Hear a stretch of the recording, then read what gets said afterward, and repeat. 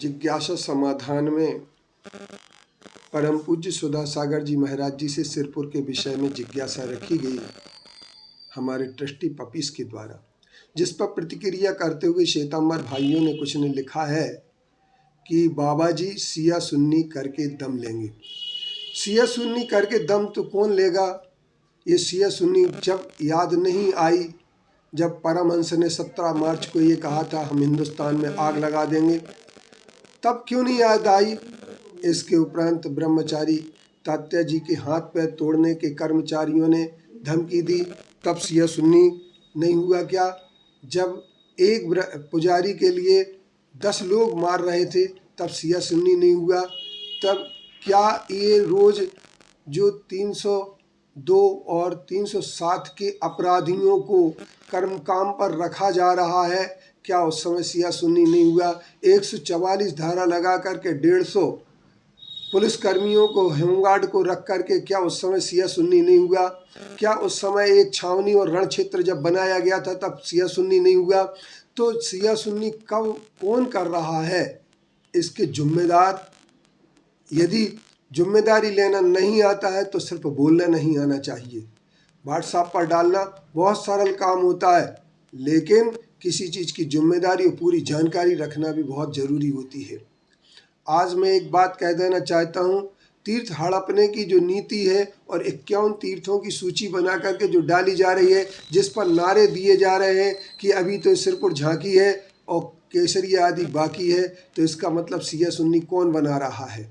इसके उपरांत ये जिन शासन का शेर आया, साधु को शेर के रूप में प्रस्तुत किया जा रहा है, तो उस समय सिया सुन्नी को कौन दे रहा है? मैं आपसे एक बात पूछना चाहता हूँ कि इस पर हम सब लोगों के लिए चिंतन करना चाहिए, विचार करना चाहिए। तीर्थ हड़पने की नीति अगर ये चलती रही तो सुधा सागर महाराज जी ने सिर्फ इतनी सी बात कही है कि अहिंसा कायराना नहीं सिखाती है, और महावीर की अहिंसा कायराना नहीं सिखाती है। जब हमारी संस्कृति बदल रही हो, जब हमारे पूजन पद्धति को बलात् बदलने की कोशिश की जा रही हो, तो उस समय क्या हम अपनी पूजन पद्धति को रोक नहीं सकते हैं? क्या हम अपने तीर्थों को बचाने के लिए कुछ नहीं कर सकते हैं?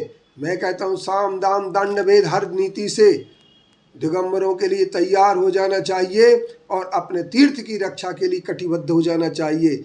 यह अहिंसा परमो धर्मा शक्तिवान के लिए शोभा देता है, कमज़ोर व्यक्ति के लिए कभी शोभा नहीं देता है, क्योंकि शक्तिवान का हर कोई मित्र होता है, कमज़ोर का कोई मित्र नहीं होता है। और हम कमज़ोर बन कर के जो भीख मांगते हैं, मैं कहता हूँ पैसों के बल पर जिनने हमारी श्रद्धा खरीदने की कोशिश की है, सम्यक शिखर जैसे तीर्थ को खरीदने करके दिगंबरों को बेदखल करने का प्रयास किया है, क्या यह श्रद्धा की चोरी नहीं है? क्या यह श्रद्धा को खरीदने का पैसे के दम पर उपाय नहीं है? तो क्या सिया सुन्नी नहीं तो कौन बना रहा है सिया सुन्नी?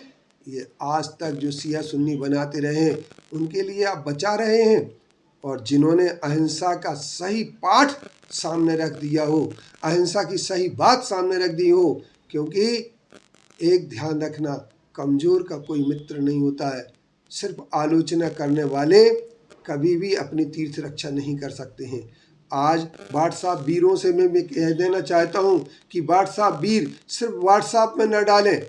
हमारे जब तात्या भैया को मारने के लिए 2 कर्मचारी आ गए, उस समय सिया सुन्नी नहीं हुआ? हमारे माननीय ब्रह्मचारी पुजारी को मारने के लिए काट काट करके फेंक देंगे ये कर्मचारी जब कह रहे थे, तब सिया सुन्नी नहीं हुआ? तब अहिंसा धर्म कहाँ गया? मंदिर का कहाँ गया? तीर्थ पर अहिंसा धर्म की बात करने वाले के लोगों का ये सब बेईमानी भरी है। अहिंसा नहीं चलेगी। अगर अहिंसा चलेगी तो महावीर की अहिंसा चलेगी, और महावीर की अहिंसा वीरों की अहिंसा है, कायरों की अहिंसा नहीं है। अहिंसा की स्थापना के लिए आवश्यक होने पर साम दाम दंड भेद हर चीज को अपनाना पड़ेगा, तब कहीं अहिंसा हमारी सार्थक होगी।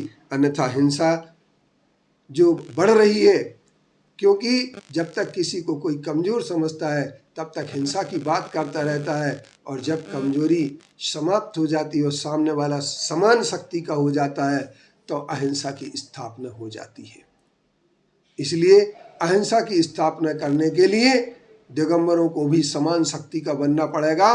और जो निर्यापक श्रमण सुधा सागर जी ने कहा कि वो किराए के टट्टू लाते हैं, तो तुम किराए के शेर लाओ, और वो 10 कर्मचारी रखते हैं, तुम 50 कर्मचारी रखो, और इसमें हमें कहीं पीछे नहीं हटना चाहिए। मुनि श्री ने एक सही बात कही है, जिसके लिए शिया सुन्नी की बात कह करके सिर्फ दबाने का प्रयास किया जा रहा है।